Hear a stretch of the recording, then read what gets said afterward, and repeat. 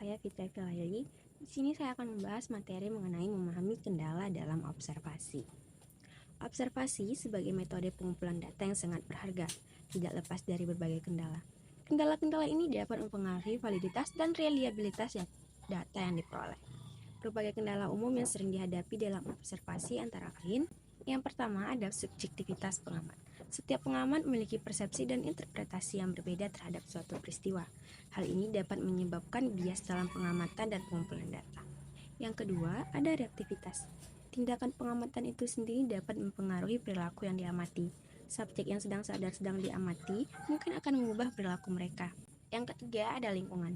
Kondisi lingkungan yang tidak terkendali seperti suara bising, cahaya yang kurang, atau gangguan lainnya dapat menghambat proses observasi dan kualitas data yang diperoleh. Yang keempat, waktu. Observasi yang terlalu singkat atau terlalu panjang dapat memberikan gambaran yang tidak lengkap tentang perilaku yang diamati. Yang kelima, kelelahan.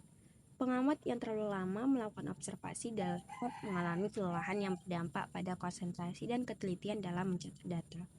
Yang keenam, ada instrumen observasi. Penggunaan instrumen observasi yang tidak tepat atau tidak valid dapat menghasilkan data yang tidak akurat. Saya Sutra Mega Swastika. Di sini saya akan menjelaskan materi tentang teknik observasi yang terbagi menjadi 4.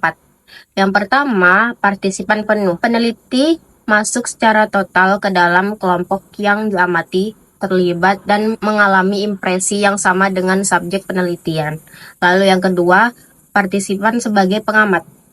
Observer berarti masuk menjadi bagian dari kelompok yang diteliti, namun membatasi diri untuk tidak terlibat secara mendalam dalam aktivitas kelompok yang diamati.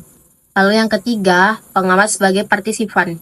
Peran pengamat sebagai partisipan berarti masuk ke dalam kelompok dan secara terbuka menyatakan identitas diri sebagai pengamat. Yang keempat, pengamat penuh.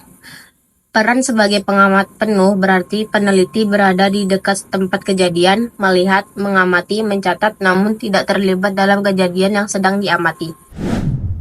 Observasi partisipatif adalah metode penelitian di mana peneliti terlibat langsung dalam aktivitas kelompok yang diamati, memungkinkan pengumpulan data yang lebih mendalam dan bermakna mengenai perilaku dan interaksi sosial.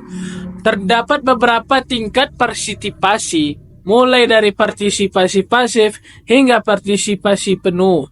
Metode ini sangat berguna dalam penelitian kualitatif untuk memahami konteks sosial dan budaya, meskipun memiliki risiko bias yang tinggi karena keterlibatan peneliti.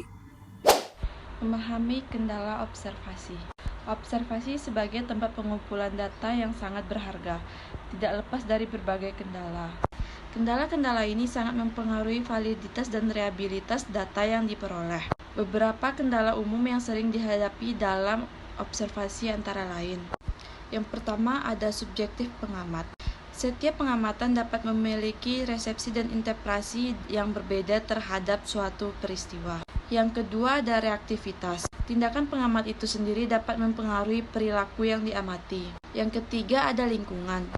Kondisi lingkungan yang tidak terkendali, seperti suara bising, cahaya yang berkurang, atau gangguan lainnya. Yang keempat ada waktu. Observasi yang terlalu singkat atau terlalu panjang dapat memberi gambaran yang tidak lengkap tentang perilaku yang diobservasi. Yang kelima ada kelelahan. Pengamat yang terlalu lama dalam observasi dapat mengalami kelelahan dan berdampak kurangnya konsentrasi dan ketelitian dalam mencatat data. Yang terakhir ada instrumen observasi. Penggunaan instrumen observasi yang tidak tepat atau tidak valid dapat menghasilkan data yang tidak akurat.